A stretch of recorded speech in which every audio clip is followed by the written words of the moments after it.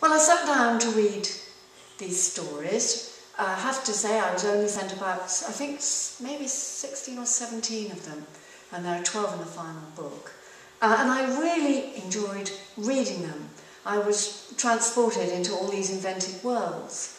And I completely forgot that I was judging.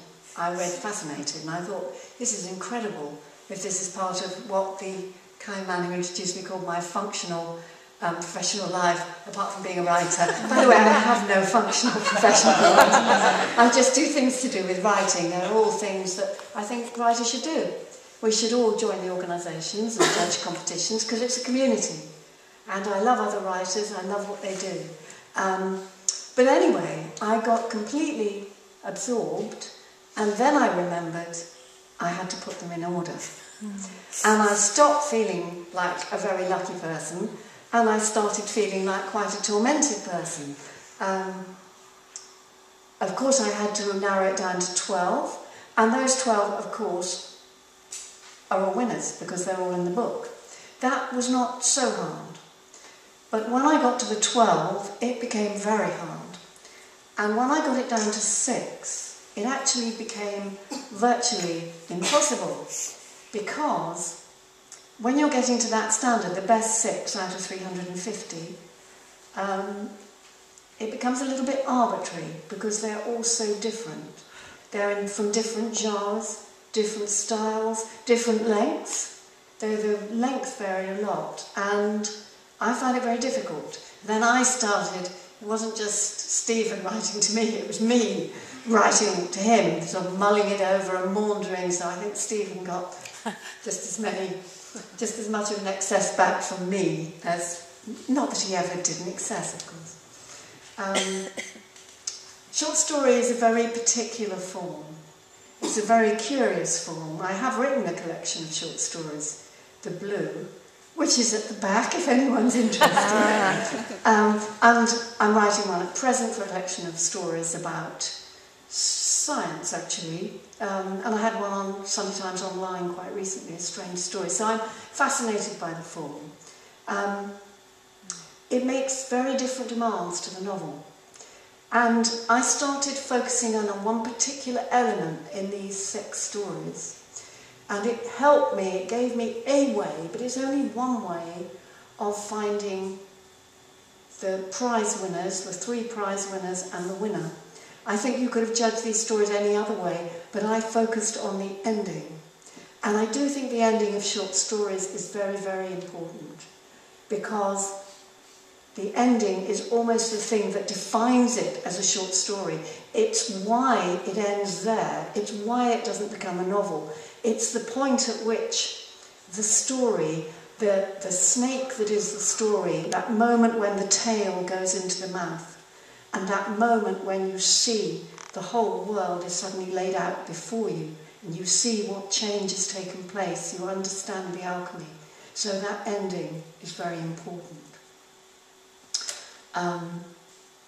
However, all the stories really fought for and deserved their place in the collection by being genuinely otherworldly and strange, like David Frankel's The Place. The actor read it very well and made it seem very funny, but it's also actually a very strange and creepy story, rather like H.G. Wells. Michael Coleman's Tender, The Bedroom, very moving, very touching evocation of really of a death and of a husband's feeling for his wife. Suddenly, very precisely placing the oddity of individual lives in the perspective of a bigger, slower, rural pattern where everything can be accepted, like Angela Sherlock's Set Dance, again a very unusual story, very interesting story. By telling a cracking narrative, a really pacey, shocking narrative, like Nemini Thorne's Dancing with the Flagman. This is a story about cruelty and love and sex. Again, a very gripping story that I think teenagers could also read and be moved by making us feel, as Adnan Mahmutovic's Ghazal does, the details, the textures of an individual life and individual loss, the loss of a culture, the loss of a mother, by pinpointing the tragic ironies in trying to do good, as Emma Martin does in Victor, which is it's a sort of dry, funny, but also sad story about an abortion campaigner who gets everything wrong, an anti-abortion campaigner who gets everything wrong, by evoking the confusion and efforts towards clarity of dementia, a very, very difficult subject, in a story that is itself shaped and clear, which is what Adrian Sells does in Thingamywhat's-It. Very interesting story about Alzheimer's. Or by a sharply painful, very specific story of an unexplained absence, a missing person, in a very short, very careful story, Teresa Stenson's Aching Blue Raincoat, which has, again, a very good ending. It's an amazingly diverse range of stories, but there is more. A.J. Ashworth, who I found today is Andrea Ashworth, her Overnight Miracles. By the way, I should emphasise here that there was complete anonymity. It turned out that I did know tangentially two of the writers, but I had absolutely no idea until everything was done and dusted. And that, I think, is the best kind of competition. So you're just looking at the writing. A.J. Ashworth's Overnight Miracles is a very bleak, pared-down, original, completely physically believable story about the longing for a dead love that leads the narrator to spiritualism in the blackest part of night. You heard it tonight.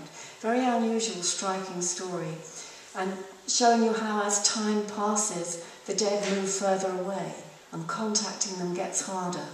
You have to do more, as the spiritualist, that rather sinister spiritualist, says. And then the dead man comes, flickering like a television that's not properly turned on, she says. And a neighbouring cat comes at the wrong moment and interrupts, and he fades. There's a sense it's no longer comic or creepy, it's actually tragic. He fades into a human outline filled with TV snow.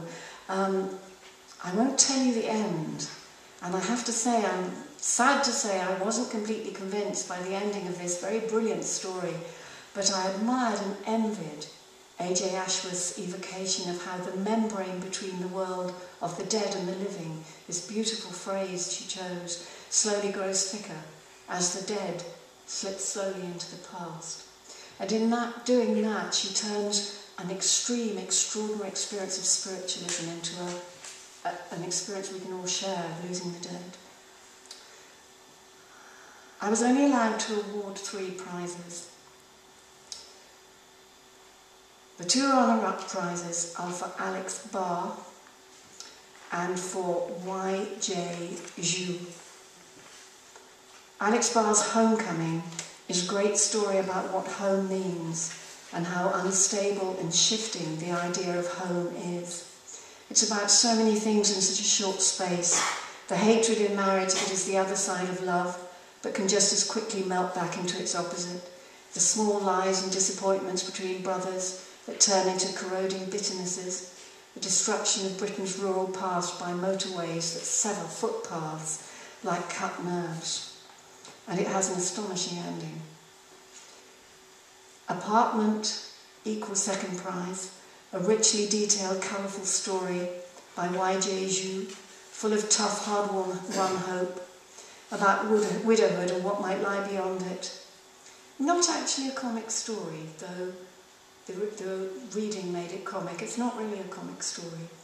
It's about things that are very hard to write about without sentimentality, that people can be kind when you don't expect it, that caring for others sometimes helps you care for yourself, and that at the most surprising moments you can find life's worth living again, all this done without a grain of sentimentality. Y.J. Zhu's Apartment. But the overall winner tonight is Mary O'Shea for her wonderful Out of Season. Like only the very best short stories, it distills the lifetime of one man into 16 pages, and the ending is perfectly judged, as is the moment, the single image on which the story turns. In craft terms, I think it's a near perfect story.